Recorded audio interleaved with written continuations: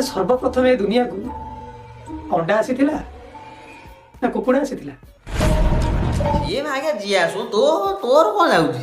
ସେଦିନ ଯଦି ମଉସା ମାନେ ତୋ ବାପା ବୁଝିପାରିଲୁ ଯଦି ବେଲୁନ୍ ଲଗେଇ ଯଦି ଗିଦି ଗିଦି କରିଥାନ୍ତି, ଗିଦି ଗିଦି କ'ଣ ଯଦି ସେଟା କିଛି ନ କରିକି ଖାଲି ଗିଦି ଗିଦି କରିଥାନ୍ତି ବିପି ଦେଖିକି ନିଶାମଣା ଭିଡ଼ିଓ ଦେଖିକି, ତାହେଲେ ତୁ ଶୁଆଡ଼ି ଜନ୍ମ ହୋଇନଥାନ୍ତୁ। ଆଉ ଏଇନେ ଛତ୍ର କଥା କୋଶ୍ଚିନ୍ ତୁ ପଚାରିନଥାନ୍ତୁ। ବୁଝିପାରୁଛୁ? ତୋର ତ କ'ଣ ଗାଣ୍ଡିକି ନେଇ ବହୁତ କୋଶ୍ଚନ୍, ତୋର ସେ ଯେଉଁ କ'ଣ ପାଡ଼କୁ ନେଇ ବହୁତ କୋଶ୍ଚିନ୍, ଆଉ ଅଖାଡ଼ା ସବୁ କୋଶ୍ଚିନ୍। ଆଉ ତୁ ଶଳା କ'ଣ କହୁଛୁ ଅଣ୍ଡା ହେଇଥିଲା ନା କୁକୁଡ଼ା ହେଇଥିଲା? ତୁ ଶଳା କେଉଁ ପଟେ ବାହାରିଥିଲୁ କେଜାଣି? ତୁ ମୋତେ ଲାଗୁଛି ସେଟା ପଛପଟୁ ବୋଧେ ଗଳି ପଡ଼ିଛି ନା କ'ଣ? ଆଗ ଗୋଟେ ବାହାରେ କଥା, ପଛପଟେ ଗଳି ପଡ଼ିଛି। ସେ ପଛପଟେ ଯେଉଁ ଗଳିଲା ସେ ତ ଗାଣ୍ଡିକି ନେଇ ବହୁତ କୋଶ୍ଚିନ୍, ପାଡ଼କୁ ନେଇ ବହୁତ କୋଶ୍ଚିନ୍। କାହିଁକିନା ଗାଣ୍ଡି କ'ଣ ଗାଣ୍ଡି ହେଉଛି ତା ବୋଉ, ପାଡ଼ ହେଉଛି ତା ଭାଇ, ସାନ ଭାଇ।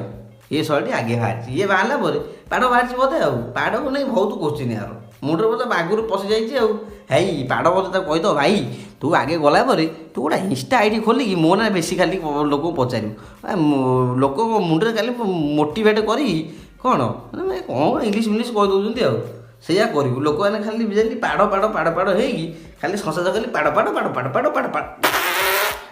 ए रहा नहीं जाता, तड़प ही ऐसी है ना।